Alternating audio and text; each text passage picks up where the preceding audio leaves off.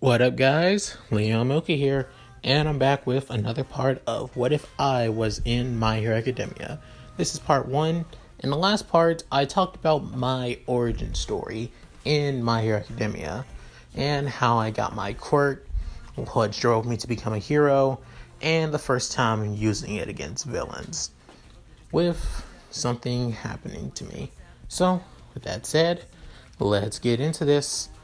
Right after the event on Mooky using his quirk, he soon found himself in a small room with a table and him being on the other side, with a door and a mirror, most likely being a one-way mirror. He knew he was in an interrogation room, even though he's not the criminal here. However, he did use his quirk without permission and without a quirk license. So there's that as well. But if he didn't, innocent people were going to die, and he couldn't have that. As soon as he finally gets back from his own thoughts, the door opens. There's a man with long blue hair and wearing a white suit, saying, "So, you're the kid that helped out the heroes take down those villains. Did a pretty good job out there," saying, "Cut the bullshit. I know why I'm really here. I used my quirk without permission. I ended up hurting the villains. Blah blah blah. I know the whole quirk system and everything. Don't give me that." "Alright, kid.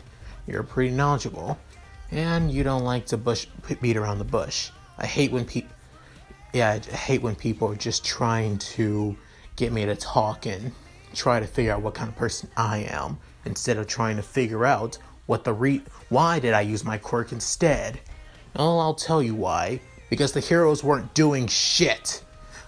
An innocent family was about to be crushed by a freaking car that the villains, and none of the heroes did anything to save them. So, what did I do? I saved them. What a real hero should do. Not just sit on their ass or just focus on the villains. It's amateur bullshit. And it's the reason why I hate the heroes in this godforsaken city." As soon the detective asked, "So, that's the reason. You have no other... You didn't want to show them up? You didn't want to let go of your frustration? Had a bad day? Don't play me, sir. That's the reason why I did it. Because a hero's job is to protect people and save the day. Not just focus on taking down villains and keep collateral damage at a minimum. Sometimes collateral happens and you're gonna have to deal with it. But people's lives are fleeting. You only get one life in this world. And sometimes you don't live for long."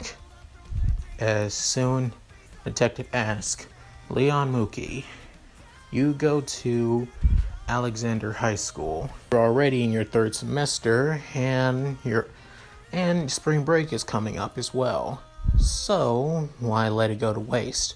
Why go to jail or get tried or all that other stuff instead of letting the heroes?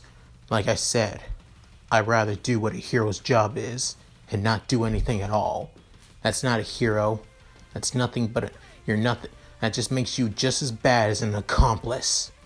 As soon the detective saying, "I like you, kid.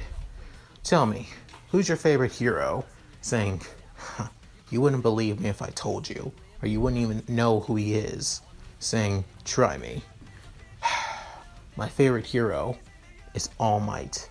Saying, "Whoa, Japanese hero, and the #1 hero at that. Yeah, not surprising that people know who he is. Still surprised people even know he is, even though he hasn't been in America in years. But he is the very definition of what it truly means to be a hero. Someone that saves the day, not just beats the villain and calls it a day, but also saves innocent civilians who are caught in the crossfire. He does it all. He's the true definition on what it means to be a hero, not the piece of shit that live in this city." Saying, Well, that's pretty much. You're really honest. I'm just stating on how I feel. Look, if you just want to arrest me and then send me to juvie for at least a couple of months or so, fine, go ahead. I don't give a damn. I'm just stating on how I feel. That's all. As soon the detective saying, I'm not going to arrest you, kid. If anything, you got spunk, and you're the kind of hero, and you're kind of the hero that we're looking for. Saying, what? What are you? Is saying, I got a friend. He all the way back in Japan. He's a fellow officer, actually a detective right now. Is saying, okay, what about him? As the officer says, his name is Namasa Sukaguchi. He has a connection to one of the greatest schools in Japan, that being UA. Normally, UA has only one chance for a foreign exchange student to come to UA. However, this year, they're now allowing 2. One of the positions have already been filled, but there's the second position isn't. It's hard to find somebody worthy of the title. So my friend called me up, see if there's any students around the area that has a chance to get into UA. Saying, so you're asking for me? Kid, I think you're the only one that's worthy for this chance. Saying, then what if I say no? And saying, well, just like you said, you get arrested, go to juvie for at least a couple of months or so, and then you'll be on parole. So, how's that? Does that sound good for you? Saying, absolutely not. I'm gonna be honest. Saying, so, what's it gonna be? As Mooky thinks it over, saying, it's also the school where All Might went to before he came to the US, right? Saying, that's what I heard. So, alright, I'll take it. When's my chance to go? Well, the entrance exam doesn't start until next month. So I'll give you some plane tickets. I'll set up an apartment where you can stay near Masafu City and close to UA High as well.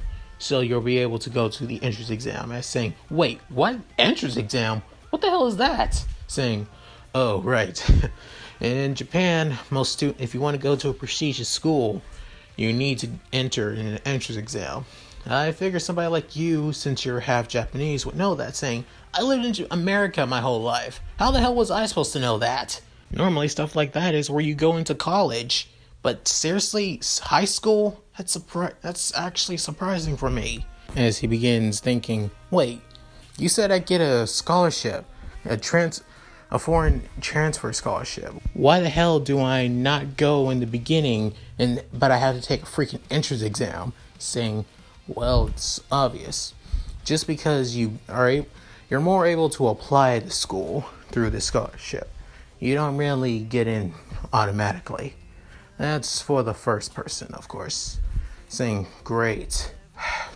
Hey, seeing what you can do with your quirk and giving the report from those heroes, I think you got a chance. If anything, you got one hell of a chance to get in. Saying, fine, whatever. However, what about my grandparents? They're my caretakers. They're saying, well, I've already called them and told them about the situation. I even told them about me suggesting you for going to UA. And you know what they told me? They said they're 100% willing to let it go.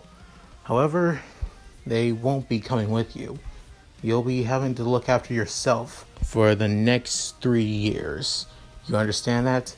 And not only that, if your grades begin slipping, and if you start causing any trouble, you'll be expelled from the school and you'll be sent back here, where you'll be going to juvie. You understand? Saying, crystal clear. I get it. So, when do I move? Well, you can start packing once you get out of here. Your grandparents are already waiting outside. Saying, yeah, thanks. Hey, don't let it get to you too much. Knowing you, you'll become one hell of a pro hero. Saying, yeah. Hey, I never actually got your name. Saying, Lark, Detective Marcus Lark. Saying, thank you, sir. As he exits the interrogation room.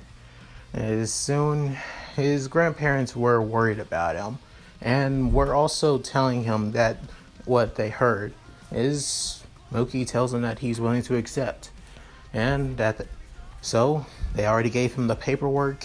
The next day, he gives it to the detective, where he soon mails it to UA. A couple weeks later, Mooky begins packing up his things, and soon they'll be shipped off to his new apartment in Masafu, Tokyo, a side city within Tokyo City. As he begins thinking, this is really going to be my life. I was planning on becoming a hero, but I didn't think I would be heading to a prestigious school like this. As he soon brushes up on his Japanese, as he is fluent in Japanese because of his grandparents on his mom's side, but he never actually uses it a lot, so he had to brush up a little bit, which he does well in. If anything, it was just as easy and fluent for him as it is speaking English. So translation differences, he has nothing to worry about. Well, somewhat. Soon the day has come where he leaves his city and begins heading to Tokyo, to Japan, as his grandparents, a couple of his uncles, and a few of his cousins actually see him off and wish him good luck. And tell him that it's only 3 years, and possibly he can come and visit when he has breaks off, being summer break or Christmas at that. As he soon says goodbye to his family and hopes to see them again in the future. A couple hours later, one plane ride, as he finally arrives in Japan, where he's actually glad to see the homeland of his mother, grandmother, and grandfather, and smiles from ear to ear, saying, I really wish I could have came here with mom and dad. But as he soon begins having a single tear, but wipes it away with a look of determination, saying that he will become a hero, a hero that everyone can look up to, and a hero that's better than all those fakes out there. As he soon he gets off the plane, heads out of the airport, and actually has a cab where he says the address of his new home for the next 3 years. As he looks around the city, it doesn't really look too different from your typical city. A couple of places are different though. As he realized that the city is more around the mountain range than anything, as that is a surprise for him, since his city lives around a couple of rivers though. 1 hour later, he soon arrives at his new home, which ends up being quite a big condo, if I'm going to be saying, with his apartment on the 5th floor. Soon he was reminded that he needs to head to the mailbox, where there be his keys inside, his house keys inside, and be able to get in.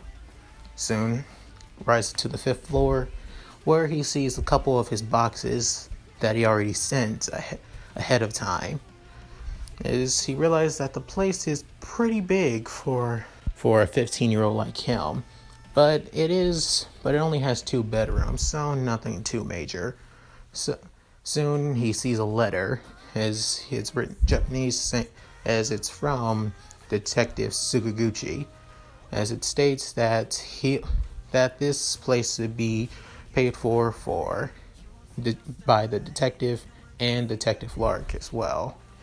However, if grades begin slipping, then it's just a reminder about what Lark said, as he just crumbles the paper and thinks, yeah, don't need a refresher. as he takes a load off and just plumps on the couch as he thinks, so this is really happening, and I did not expect this would really happening to me.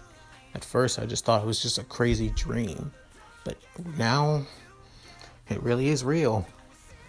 I'm really going to apply for UA and try to become a hero. As he soon comes out, he soon sees that there's a small balcony as he realizes, I will become a hero. No, I am going to become a hero. Just you wait. Mom, I hope you're watching over me, because I swear I will make you proud. Just you wait. Soon, as he begins unpacking a couple of boxes, getting all of his stuff, as he soon sees another note as it's behind the door of the entrance of the apartment, as he realizes, oh great, another letter, as he just reads it just to get it over with, saying the entrance exam starts around 9 a.m. in the morning, so make sure to wake up early so you'll be able to get there, since it is at least a 30-minute ride to UA High from train. As thinking, great, now I know. As soon he realized the address to UA High, and also crumbles up the paper as like he did the first one. A couple hours later, after finishing unpacking, he began studying a little bit, realizing that he needs to study various amounts of text that he needs to do. Since he was already good at math, so he figured he didn't really need to worry about that. So he decided to study on being English, writing, and also probably Japanese writing, being kanji and such more, even Japanese history, world history, and so on, science, and so on and so forth. So he would be prepared at least.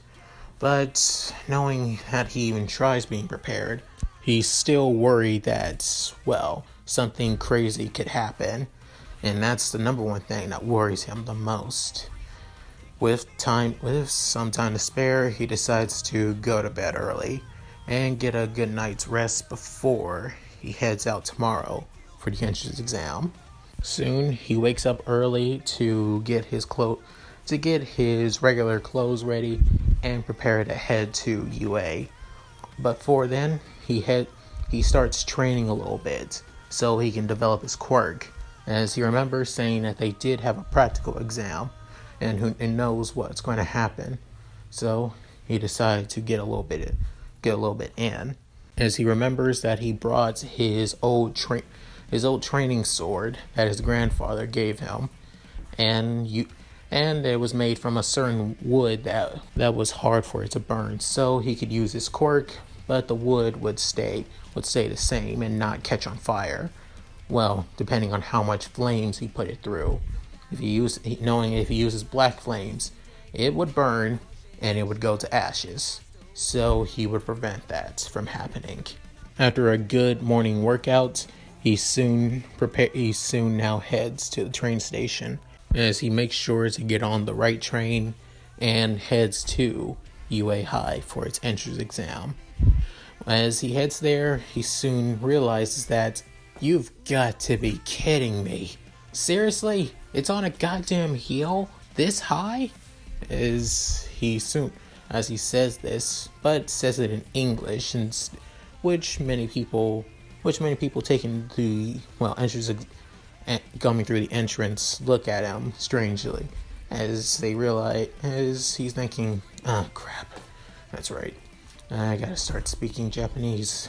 Soon he corrects himself and just heads it up, as it's not really much of a steep walk, it's just more annoying than anything. As he finally makes it to the full entrance, as he thinks, alright, here we go, let's do this. As he soon sees a boy with green hair beginning to fall, as he tries to running up to him saying, hey kid, you! As soon he's stopped by a brunette girl who actually uses her quirk on him and helps him up while he's floating, as he thinks, oh, guess somebody helped him out. That's good to see. As he soon just walks past them, as he thinks, well, I guess there's nothing for me to worry about. I should just worry about myself for this exam. Well, at least for now. As he soon walks into the building, and soon has to go through a massive auditorium, as he thinks, God dang, there's a lot of participants here. There has to be at least over 100, possibly even more than that. As he tries to see a good opening spot, as he's given a piece of paper and things that he needs to look over. Soon, with the doors closing and a spotlight with the person that's going to be, he sees a man with spiky blonde hair wearing sunglasses and something around his neck being that of a speaker, he thinks. It's saying, hey there, listeners, you are all of you here for the entrance exam. I want to hear you. Are you all excited? As soon the entire place is silent as Mooky realized, what the hell? Is he supposed to be a pro hero? Is saying this in his mind. Thinks, whoa, is it dead? Whoa, we have a dead crowd here today? Okay, keeping it calm. I can dig it. As he soon begins explaining the situation during the entrance exam, that they'll be first taking a written exam, which could take them at least an hour and 30 minutes to prepare. Right after they're finished with that, they'll get their practice clothes and take a bus to certain locations where they'll be doing the practical exam. The practical exam will be taking down villains. As Mooky hears this, thinking, villains? We're going to be fighting against actual villains? As he thinks, wait, no. And he soon looks at the monitor. That's all these robots are considered villains. Not only that, they also have multiple points. Depending on the points will be what you'll be having on your score. So, as soon Mooky thinks, wow, I guess that's the case. So, I wonder how many points until he sees a blue-haired boy stands up, asking a couple of questions. As he sees that there's a fifth robot on the monitor, as soon Mooky realized that too, but didn't really have to say anything. But realizing it may be something important later on, and he would explain it. With that, President Mike soon explains that it's a 0-pointer robot, so you won't gain any points. It's more of an obstacle, as he says. With that, Mooky begins understanding what the 0-pointer is, and Ida also being satisfied for his question. As he also remembers that he was kind of annoyed at the green-haired boy from this morning, and wonders if he's doing okay.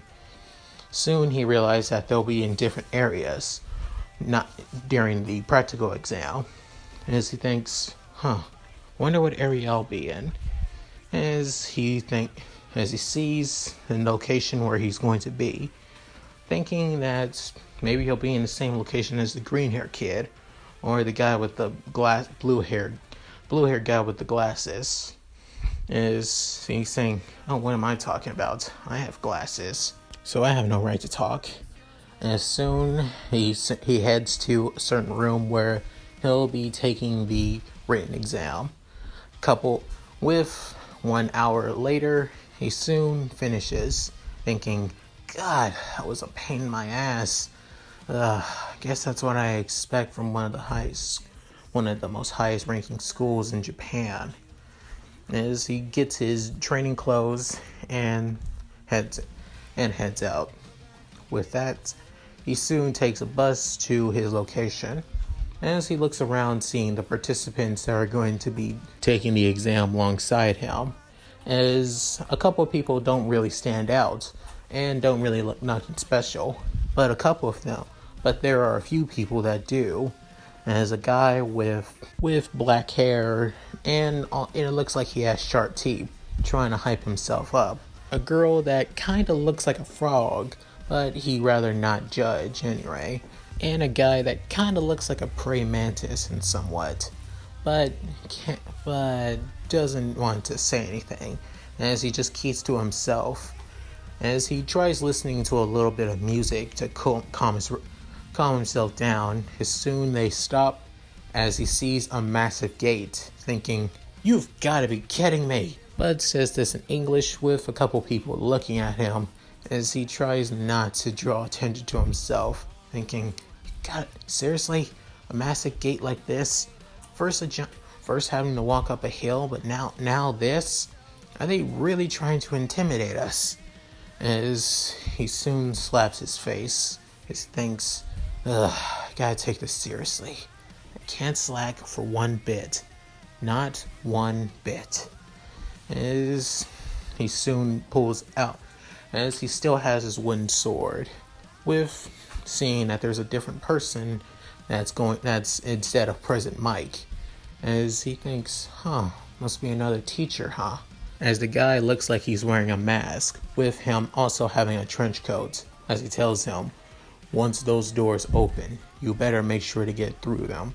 We're also not giving you any time to prepare, so you better make sure to be ready as much as you can." As he has quite the deep voice, as he thinks, "Gotta be kidding, damn, that's deep." As he thinks this, the doors begin opening. As soon he begins rushing, Mooky begins rushing out there as much as he can, as he activates his yellow flames. As his hair changes colors to red, he soon rushes past a couple of people. Some people who did have a little bit of speed quirks, but weren't enough to catch up to Mooky. He thinks, "This should be easy." As soon he sees one of the robots, as it looks like a 1-point robot, as he readies his wooden sword and soon slashes it in half, thinking, "With my flames increasing my speed and my momentum, even this wooden sword's strong enough to cut through them. Not only that, I can conjure my flames through my wooden sword as long as I don't put a lot of heat through it. That's all I need to do." As he sees more robots coming, as he prepares him with his wooden sword on his left, saying, "Bring it on!" And soon strikes down more and more robots with his yellow flames, giving it everything he's got to take him down. He's destroyed at least 5 2-point robots, at least 7 3-point, and only a few 5 1-point robots, and the numbers keep on stacking and stacking, as he soon hears somebody screaming, "Die!" As he screams, as he thinks, "What the hell?" Saying, "Who the hell would be screaming out 'die'?" Is he sees a spiky blonde-haired boy smiling with smoke coming from his hands, as he thinks, does he have the same quirk as me? Or as he thinks, got no time to think about that. As he keeps on destroying more and more robots, as he wonders, this is going to be crazy. As he's still thinking, as one of the robots were coming near him, he soon slashes it and burns it alive with his red fire. As he's still thinking, I haven't seen that 0-pointer. I remember that dude with the mic saying, that it's going to be an obstacle, but it hasn't shown up one bit. So where the hell is it? After thinking this, he soon began feeling vibrations through the ground, as everything began shaking, wondering, what the actual hell? As soon he thinks, speak of the devil, and of course I jinxed my ass. As he prepares to begin running, he soon sees the giant 0-point robot, as it begins inching closer and closer to everyone around them. As he's saying, great. Soon he sees a couple people struggling against other point robots, and decides to help them out by destroying them or carrying them to safety somewhere. As even more as he sees another person being the girl with that looks like a frog, also helping out a couple people too. As he thinks, well, at least somebody else has the same idea I do. As he still be thinking this, he soon realized, this ain't going to go anywhere. As long as that damn robot's everywhere, it won't stop until one of us are taken down or the exam ends. As he soon realized, I guess I got no choice. As he puts his sword back on his side and walks to the 0-pointer, as he sees the girl that looks like a frog says, "Hey, where are you going? You're going to get hurt. We have to run." Saying, I know you're helping out as many people as you can, and I appreciate that. Continue doing that. I'm going to take care of this giant hunk of metal. As he still walks and heading closer and closer to Zillpointer, as she's saying, I want to help him. I want to make sure that he's okay, but I guess I should do what he says for at least now. As she helps another participant to safety somewhere else. As Mooky is right under the 0-pointer, as the 0-pointer sees him, his hands begin his hair changes color, but back to black, but with no red streak in it, or any streak at all. As soon he says, "You're supposed to symbolize villains that can't be stopped by normal people. I'll let you know one thing. My quirk isn't normal." As soon he raises both his hands and shoots a giant fireball of black fire right to the 0-pointer. As the fire hits, it begins spreading all around the 0-pointer. As the 0-pointer doesn't feel it right now, but over time, as it keeps on spreading, the 0-pointer soon engulfs in fire. As soon, Mooky begins walking back to the entrance, as the 0-pointer systems begin shutting down one by one, and begins falling to ashes, falling onto the ground, as it begins burning and burning and burning until nothing is left but ashes. And soon the black flames are extinguished because the thing that was burning is now gone. As thinking, okay, I think I really outdone myself.